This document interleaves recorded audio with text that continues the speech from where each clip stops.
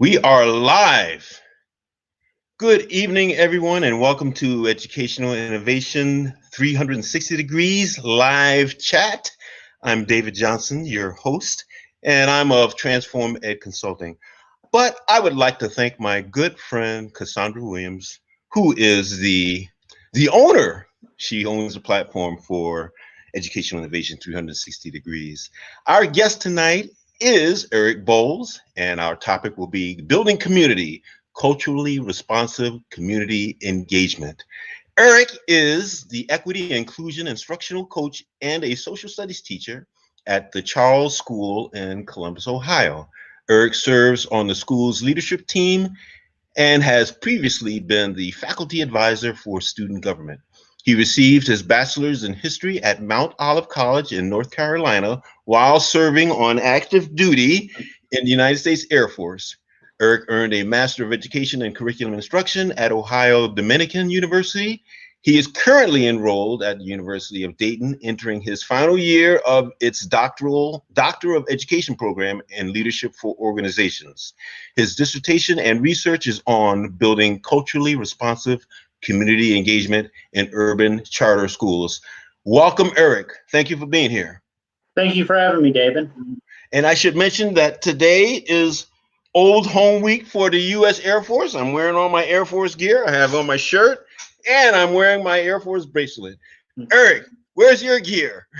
I should have been wearing it today, that's for sure. Well, we're acknowledging that we are brothers in arms. We both served in the Air Force. Absolutely. Proudly. Yes. And you did avionics in the Air Force. I did. Yeah, I worked avionics sensors. I worked on targeting systems and navigation systems on F-15, 16s, and A-10s. Now tell us how you got from avionics into education. That is a great question, David. So I went to college and it wasn't right for me, so I joined the United States Air Force. It was a great opportunity. As a young man, I got to see the world, got to do different things. One thing I loved about the Air Force, though, was getting to volunteer, getting to help other people, and getting opportunities to support our local community. Well, I made the choice to get out in 2011. I got recruited by a company in the oil industry. Great opportunity. Got to see the country, got to make lots of money, good stuff. However, I was not satisfied. That job satisfaction wasn't there. I had someone I knew who said, "Hey, you originally went to school to be a teacher. Why don't you give it a try?" So here I am as a guy with a history degree going, "Yeah, here's my opportunity." They're like, "We're going to let you be a long-term sub in high school for geometry." How's that work? So I taught geometry for 6 weeks at a local high school. Absolutely fell in love with teaching, the students, the opportunity to give back to the community. So here I am. Well, great. Education is an excellent field in which to be. And I will also say that you and I probably have a service orientation. And we don't do things necessarily because it would make us rich. We do things because we like to give to people, and the joy we get in life is to know that we've given something to someone and he or she was able to do something with it and make a life for himself. No, absolutely. That's probably the greatest thing is graduation day. We have 2 graduation days at our school. Our students get a chance to earn a associate's degree 1 week. The next week they get their high school diploma, and seeing our students get the opportunity to chase their dreams. Honestly, I mean, it's cliche, but they get to chase their dreams is just the best feeling in the world. Now you're in a charter school. I am in a charter school. Mm-hmm. Of course, people have lots of opinions about charter schools. What do you say to people who question the worth, the value, the even ethics of charter schools? Sure, absolutely. I'm just going to say that just like public schools, there's good charter schools and there's bad charter schools. I've had the opportunity to work for 2 charter schools. The first one, I would say there was an ethical dilemma there for me. The second one, the one I work for now, we're there to give students, especially first generation students, an opportunity to get a college education while attending high school. We provide access to opportunities. Is that to say every charter school's like that? No. But should we knock every charter school based off the bad ones? We shouldn't. Well, some will say that charter schools are taking the cream of the crop. I wouldn't say that. I would say that students have the right to choice and they have the right to choose where they want to go to school. For instance, I'm in Columbus, Ohio. The district we serve, we outperform the public school. So why shouldn't a student have an opportunity to come here? It's first come, first serve. We don't have a, because we know you get to come here. It's just like the public school. We can hold a certain amount, you enroll, and you're in our school. And I understand your school is an early college high school. Yeah, absolutely. So our kids come in as freshmen. Their freshman and sophomore year, we give them an opportunity to take courses to prepare to go to college. They take a couple gateway courses. Then their junior year, provided they've met those gateways, they have the opportunity to attend Ohio Dominican University. We give them a genuine college experience. Their teachers or their professors, other students do not know that they're high school students. But in the same breath, that's hard for any 16-year-old to do, is go to college and high school at the same time. So it's our job as faculty and admin within the school to provide them the supports they need to be successful.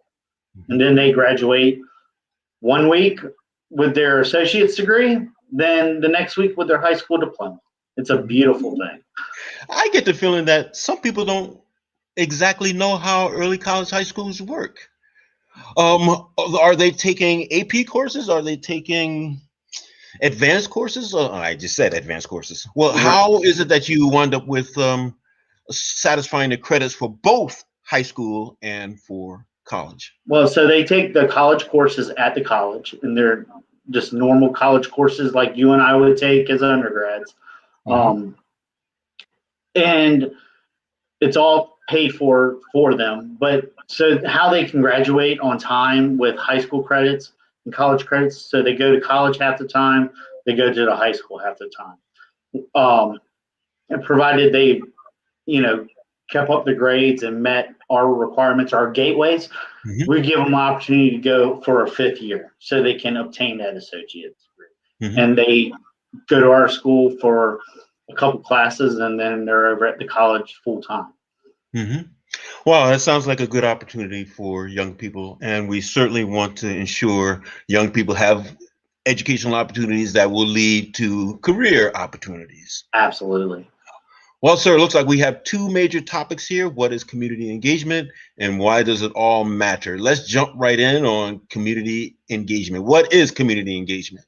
Well, community engagement can mean a lot of things to a lot of schools. Some people think it's just having a multicultural night. Some people think open house is community engagement. Community engagement is actually a partnership between the community and the schools, both internal and external stakeholders. So we're talking about the parents, the students, local organizations, churches, anything within the community that can assist and help our students have positive outcomes. Is there someone specifically assigned to do that? I've worked in school districts where we've had a single person who was responsible for those kinds of things. Now, in a charter school, would you have someone specifically assigned to do that kind of work? We don't necessarily have one person assigned to it. I think it's all of our responsibility to bring in community partners into our school. It's not just about us and our students. It's to serve the community too, to give our students service opportunities, give them intern opportunities, to meet the needs of our community and to create partnerships that are lasting. So it sounds like what you're suggesting regarding community engagement and community involvement goes a step beyond. You mentioned internships. So I take it then you make arrangements for students to have internships within the community. Yeah, we're actually working on that through a CTE program this year. Okay. So is that a credit earning program as well? It will be, yes. I see. And is it each teacher's responsibility then to make those engagements? It's not. We have a leadership team that I sit on that help formulate our plan for the year in order to create community engagement opportunities. Mm-hmm. We have a new assistant dean who's been there for 2 years, who's done an outstanding job creating community engagement opportunities. We also have brought in an outside organization within the last, let's say, 2.5 years. I'll shout out Caroline Bennett and Caroline Inspires and her organization. And they've brought in art programs into our school, opportunities for our students to be leaders outside of the school, to talk at various events, and just become the community leaders within their community. Mm-hmm. Let me hop to a different subtopic here. Inequities that exist.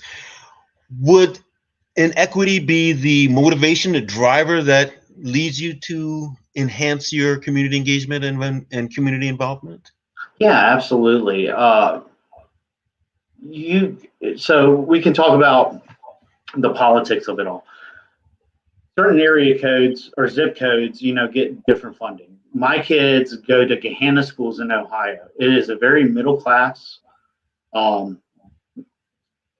diverse area. And my kids have every opportunity in the world to do whatever they want. They really do.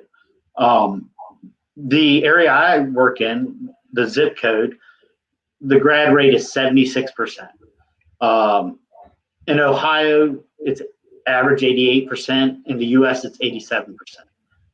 22% of the people in the area code or zip code don't have a GED or a high school diploma. Meanwhile, in Ohio, the average is 16%. 31% live in poverty or below the poverty line, when the average in Ohio is 11%. Why is it that these kids are handicapped? Because they live in a zip code that does not get the funding that other zip codes do. So in order to fix that, we have to create community engagement opportunities to give them supports and opportunities they would not receive otherwise. That's why there's so many inequities and what we need to do to fix it. Sounds like you're a social justice advocate.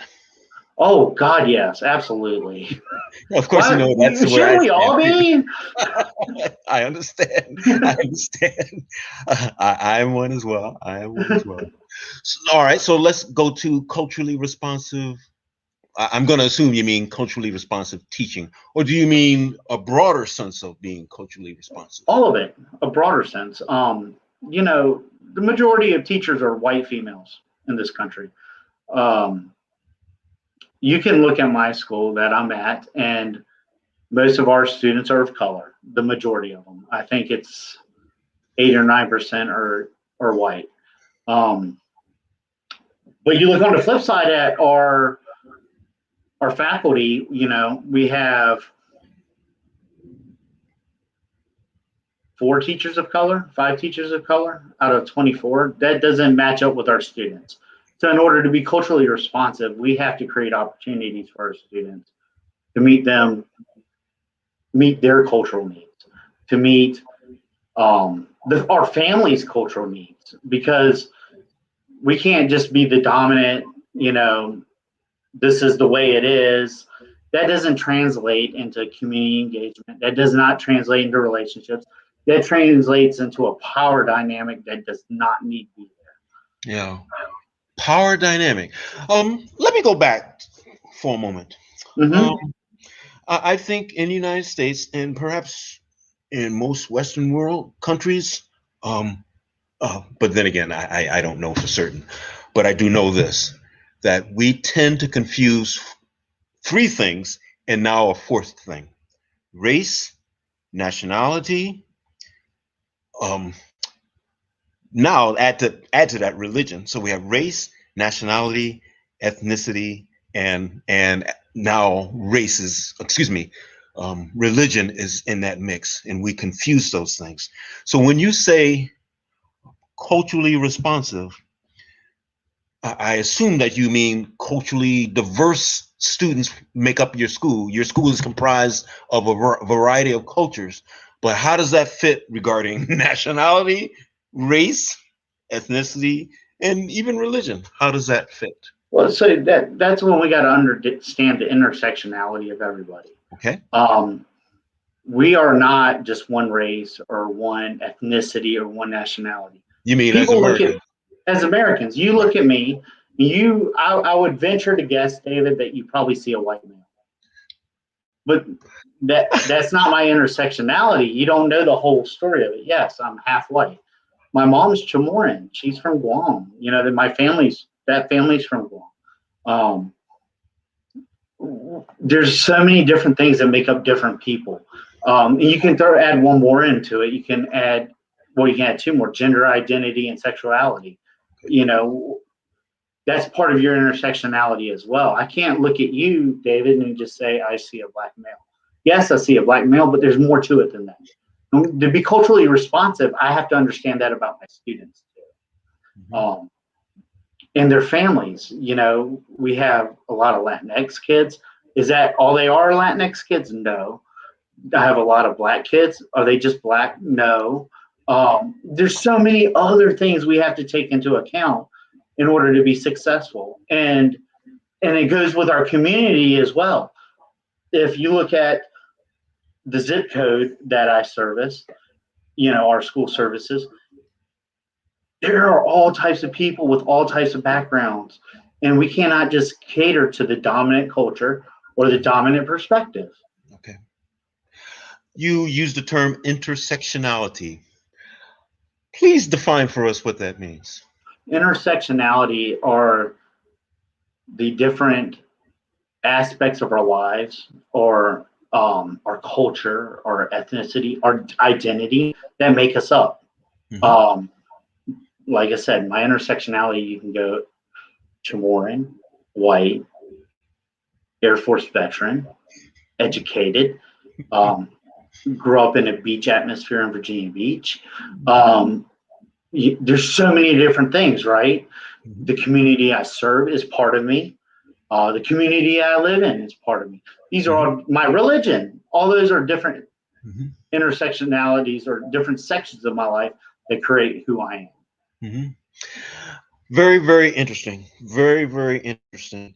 And it seems to me that intersectionality could be a benefit and it could be a hindrance in some situations. Do you have any thoughts or comments on that? I'm not going to disagree. I'm not going to disagree at all. Like I say, you could look at my appearance and think one thing, but it could be another. And it goes with our students too. I can think of a student in particular. He comes from an immigrant family, and it's a hindrance to him sometimes because people look at him and that's all they see. But when you know the young man, he isn't born here. He, you know, you can't stereotype him like people want to.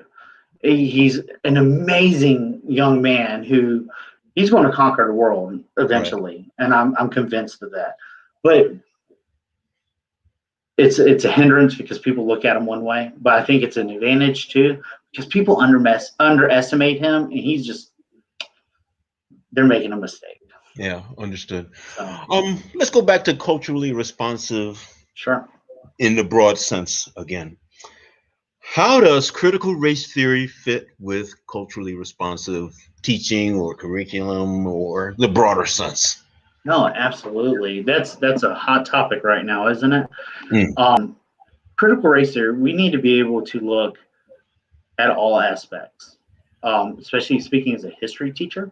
My first passion, you have to understand all sides of the story. You know, people say there's one side, there's two sides. Well, in the classroom, if I just taught the dominant culture or the dominant history of something, I am not meeting the needs of my students. I'm not being culturally responsive to them. That goes back to the intersectionality too. There are so many different parts of who we are. We need to understand all that. And for these legislators, they're trying to make it happen in Ohio. Texas is a great example. Why are you going to take that out of the schools? You're not even teaching that. You're just indoctrinating. Interesting. I've been thinking about critical race theory and following the debates and following all of the changes that have taken place in various states. And no one has mentioned, or at least I haven't heard anyone mention, that despite this battle over critical race theory, all states teach to their state standards. That's what teachers teach. Right. To their state standards. Yes. And if the state standard includes critical race theory, which is not a standard, it's an approach. It's not a tangible subject matter. It's an approach of how to conduct research. So how is it that states can argue or make laws saying you cannot teach critical race theory when it's not taught anyway because it doesn't exist in the standards? No, that's a great question, because most of the people out there, the layman, the politicians, do they even know what critical race theory is? It's a theory that came up in the 1960s, approaching as an approach to looking at race in America. Do we do that in school? Yes, but do I teach critical race theory in particular? No. I teach my standards, as you said. The perspective I teach them in is my choice as a teacher or our choice as a school. But for the most part, we don't teach critical race theory. We teach with critical race theory. So go ahead and outlaw me teaching critical race theory. That's fine. That doesn't mean I'm not going to teach with critical race theory. Okay. Thank you for answering that question.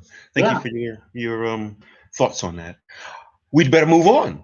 Funds of knowledge. What's funds of knowledge? So funds of knowledge is the idea. It's an asset approach to community engagement or engaging our families, the community. You see too often in schools, people take a deficit approach. You know, oh, they don't know this. Oh, they come from a different place. So there's no way they can understand the way we do things. Well, funds of knowledge is the idea that we all have something to offer, right? No matter what our culture is. We can take different funds from this family, from this organization, and we can use it as an asset. Why are we looking at it as a deficit? It's an asset-based approach where we should welcome everyone, and we should take the good and use it within our community and within our schools. I don't see why we don't do that. Funds of knowledge. That sounds like, well, another word for it would be multiculturalism. Ooh, to a point. Multiculturalism has a lot of different connotations to a lot of different groups. Go ahead. So that's it can mean one thing over here and one thing over there. I got my first half of my bachelor's degree in North Carolina. Multiculturalism was a bad word. It's unfortunate, but it was. It means we're just trying to pick people or pick at different things. Multiculturalism is the idea, in in my later education, that we all have different things to offer. So for my dissertation, I took the idea of funds of knowledge. It's a theory that came out in the 70s when it talked about community engagement. And it's a framework for, like I said, taking an asset-based approach, taking the best of what we can from everybody, not looking at it as, oh, they're from a different country, they don't know how to speak English. Well, who cares? There's something in their culture that we can all benefit from. So why aren't we trying to do that instead? I'm thinking back David. to years and years and years ago when we used to believe in the melting pot theory. Oh no, we're not. I wish you were not really a melting pot. That's yes, I agree. Because when I was going through grade school, it was the melting pot, but it's that it's not. So would you say a melting pot approach is I related mean, or somehow connected with a deficit approach to? absolutely. Yeah, Okay, because I think I'm saying we're taking a melting pot approach connotates to like assimilation or we all got to act this certain way, and again that's the dominant culture speaking. it's right, not it's not who we are, right. so So the melting pot is melting into the dominant culture. right. Yeah, it's a simulation, and we Assimilation. no, it's nativism ideas that Hmm. this dominant culture is the only way we can do things, and that is such a deficit approach. Okay. Why does this all matter? Why does this all Why matter? does No, this all matter? well, because we need to provide resources and supports to our students that meet their needs, because the dominant culture is not meeting everyone's needs. We need to make sure that we're creating within our community the correct power dynamics where our families and our community are having a say in the student's education. It's not just up to me as a teacher, it's not just up to my boss, it's not up to our superintendent. It's all of us that need to come together and engage in the education of our students. It shouldn't be just one-sided. It's me saying, hey, this is how we do it, because that does not meet the needs of all my students. In my simple little mind, um, I know a definition of democracy that is representative, that all the people comprising a nation are represented and feel and actually do have a place in that nation. I agree with you, but that's not the case, Mm. unfortunately. We should all have a voice, right? And we should all have the opportunity to sit at the table. We should At the all have the table. opportunity to make policy or determine where our futures are going to go, or Right, where our kids' futures are going to go. But right. unfortunately, that's not the case. Yeah. And that's why I want to build culturally responsive community engagement. Hmm. That's why we do need to use funds of knowledge and give everyone an opportunity to be voiced. And like I said, have a seat at the table and lead. And does that then adds or leads to the lasting relationships? Would that be the outcomes that you see? Yeah, lasting relationships, better outcomes for our students. Hmm. I gave you some statistics earlier, just some Hmm. simple ones.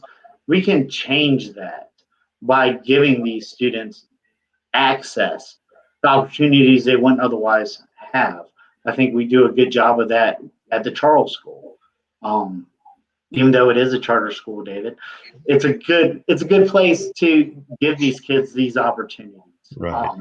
Because you can look at the data. Normally, they wouldn't have access to this Uh-huh. or the opportunity. And if we can, as a community, provide them that access and that opportunity, why wouldn't we? Great. Well, Eric, we have just a minute left. What's the takeaway you want people to have? Well, it's community engagement. We need to Community. go, we need to understand that the old African proverb, it takes a village. All And right. it What's the really, call to action?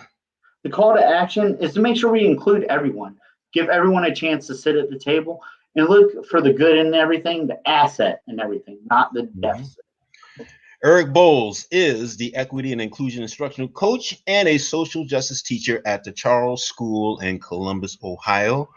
Thank you for being here, Eric. I am your host, David Johnson from Transform Ed Consulting. I would like to give our thanks once again to Cassandra Williams, who is the brains behind Educational Innovation 360 Degrees. Thank you for being with us tonight, and good night and good luck to everyone.